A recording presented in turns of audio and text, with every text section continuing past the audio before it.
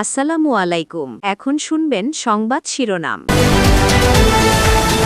যমুনায় সংবাদ প্রচারের পর নড়ে চড়ে বসেছে স্বাস্থ্য অধিদপ্তর। অনিয়মের প্রমাণ মেলায় রাজধানী কলেজ গেটে দুটি হাসপাতাল বন্ধের সিদ্ধান্ত, সরিয়ে নেওয়া হচ্ছে রোগীদের। আজকে থেকে আমাদের ডাইরেক্টর হসপিটাল বাকি সমস্ত ক্লিনিকগুলিতে ভিজিট করবে, যা যা থাকার দরকার এগুলি চেক করে, যেগুলি না পাবো আমরা লাইসেন্স বাতিল করে দেব। সচিবালয়ে প্রধানমন্ত্রী তারেক রহমানের সাথে IMF প্রতিনিধি দলের বৈঠক। অর্থনৈতিক সংস্কার, ঋণের কিস্তি ও শর্ত নিয়ে আলোচনা। রাজধানীর অধিকাংশ পাম্পেই তেলের সরবরাহ ঘাটতি। জ্বালানির আশায় ফিলিং স্টেশনগুলোতে দীর্ঘ লাইন, পর্যাপ্ত মজুদ আছে জানালেন মন্ত্রী। হঠাৎ করে মানুষ হুমড়ি খেয়ে পড়ছে পেট্রোল পাম্পে।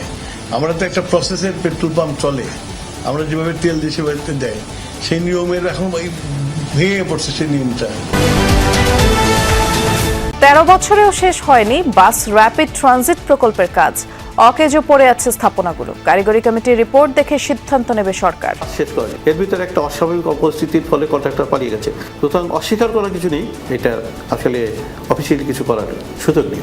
যতটুকু বিনিয়োগ হয়েছে, সরকার যদি এখান থেকে টাকাটা তুলতে চায়, যারা ব্যবহার করবে তাদের কাছ থেকে টোল আদায় করতে পারে। আসসালামু আলাইকুম। এতক্ষণ শুনছিলেন সংবাদ শিরোনাম, এখন শুনবেন বিস্তারিত।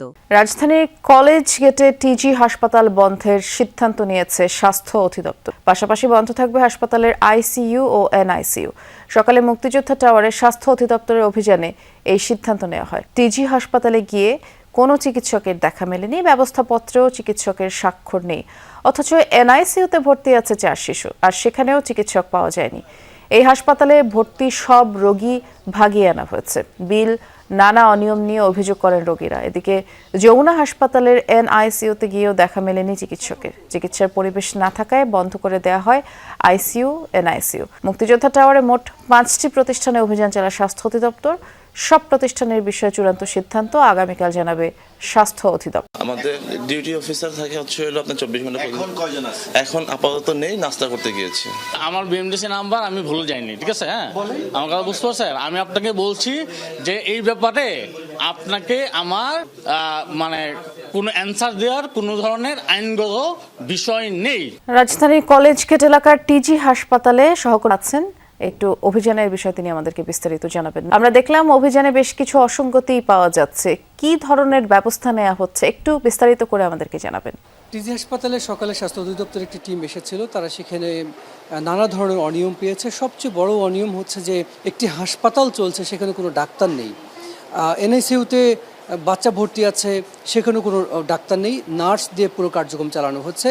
বলা হলো যে চিকিৎসক নাস্তা করতে গেছেন, কিন্তু 1-1.5 ঘন্টার মধ্যেও সেই চিকিৎসক আর ফিরে এলেন। এরপর একজন চিকিৎসক এলেন, তিনি পরিচয় দিলেন তিনি চিকিৎসক। তার কাছে আমরা BMDC রেজিস্ট্রেশন নম্বর জানতে চাই।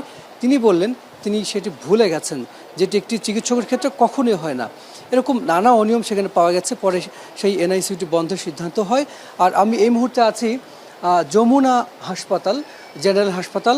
যমুনা জেনারেল হাসপাতালের এটি হচ্ছে NICU। NICUতে এখানে 4 জন শিশু ভর্তি আছে। এই 4 শিশুর বেশিরভাগের অবস্থাই কিন্তু খুব একটা সুবিধাজনক না। একটি শিশু অবস্থা খানিকটা ভালো। তো NICUতে শিশু যারা আছে, এখানে কোনো ডক্টরের দেখা পায়নি স্বাস্থ্য অধিদপ্তরের টিম।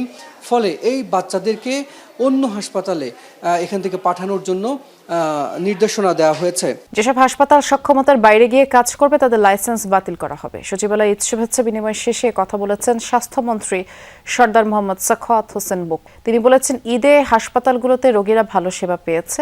এডিস মশা নিধনে 2 সিটি কর্পোরেশন একসাথে কাজ করবে বলেও জানান তিনি। আজকে থেকে আমাদের ডাইরেক্টর হসপিটাল বাকি সমস্ত ক্লিনিকগুলিতে ভিজিট করবে, তাদের লাইসেন্সগুলি চেক করবে, এক্সিস্টিং ডাক্তার আছে কিনা, সমস্ত যা যা থাকার দরকার এগুলি চেক করে, যেগুলি না পাবো আমরা লাইসেন্স বাতিল করে দেব। সচিবালয়ে প্রধানমন্ত্রী তারেক রহমানের সাথে বৈঠক করেছেন IMF প্রতিনিধি দল। এ সময় দেশের অর্থনৈতিক পরিস্থিতি এবং IMF এর ঋণের কিস্তি ও শর্ত নিয়ে আলোচনা করেন তারা।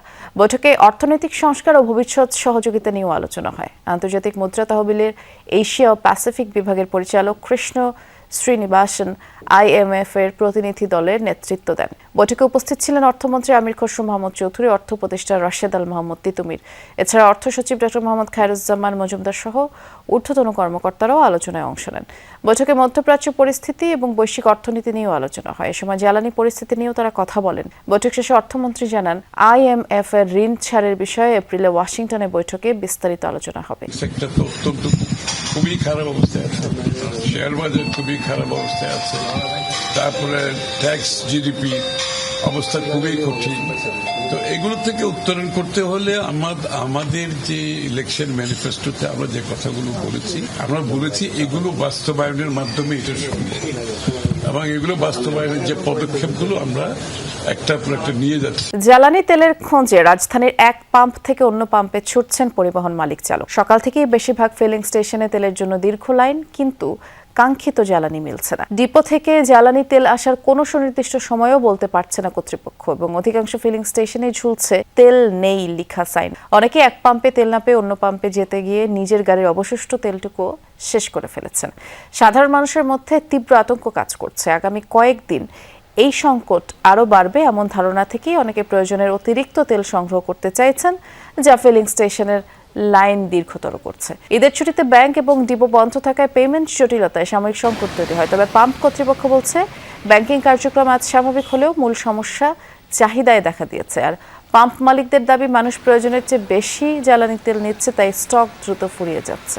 ওই দিক থেকে আস্তে আস্তে আসাদ গেট পর্যন্ত আসছি, মানে কোনো পাম্পেই তেল দিচ্ছে না। গাড়িটা স্টার্ট করতে গেলে 150 গ্রাম করে তেল একবারে যায়। তেলেগুলো যদি 1000 বার স্টার্ট করা লাগে, তাহলে 2 লিটার আর লিটার তেল এমনিতেই পুরা যায়। গভর্নমেন্ট থেকে বারবার বলতেছে আমাদের প্যানিক হওয়ার জন্য না, পর্যাপ্ত পরিমাণে তেল আছে, কিন্তু দেখেন বাস্তব চিত্রটা দেখেন, আপনি নিজেও দেখছেন যে এখানে আসলে কোনো ধরনের তেল নাই। কালকে আমরা যে তেল পাইছি মানে কোঠায়, তেলটা কালকে ভোর রাত্রে শেষ হয়ে গেছে। তো এখন আবার তেল আনার জন্য আমরা পাঠাইছি, তো তেল আসলে সেটা আমরা আবার চালু করতে পারবো। মহাসড়কের মধ্যে BRT প্রকল্পের রাস্তা, বিশেষায়িত বাসের জন্য যাত্রী ছাউনির কাঠামো আছে, কিন্তু না কেনা হয়েছে বাস, না আছে যাত্রীদের বসার জায়গা। ফুটওভার ব্রিজের এক পাশ থেকে ওঠার সিঁড়ি আছে, কিন্তু নামার উপায় নেই। সড়কে নেই কোনো বাতি, ঝাড়ু পড়ে না কয়েক বছর। সব মিলিয়ে অভিভাবকহীন অবস্থায় BRT প্রকল্পের রাস্তা। আদৌ কি পরিপূর্ণ রাস্তা হয়ে উঠবে এই প্রকল্প? দ্রুত, নিরাপদ ও পরিবেশ বান্ধব গণপরিবহন ব্যবস্থা চালুর লক্ষ্য নিয়ে 2012 সালের ডিসেম্বরে শুরু হয়েছিল ঢাকা গাজীপুর বাস র্যাপিড ট্রানজিট BRT প্রকল্পের কাজ। 13 বছর পেরিয়ে এখনও শেষ হলো না এর কাজ, যা হওয়ার কথা 4 বছরে। BRT প্রকল্পকে রাজধানীর যানজট নিরসনের বড় সমাধান হিসেবে বিবেচনা করা হয়েছিল। এক যুগেরও বেশি সময় এই প্রকল্পের কাজ চলেছে। কয়েক দফায় বাড়ানো হয়েছে অর্থ বরাদ্দ, কয়েকবার সরকার বদলেছে সিদ্ধান্ত, কিন্তু এখনও কোনো চূড়ান্ত সিদ্ধান্তে আসতে পারেনি সরকার। শোনা যাচ্ছে যে এটিকে আর বিশেষায়িত BRT লেন হিসেবে নয়, বরং সাধারণ সড়ক হিসেবে ব্যবহার করা হবে।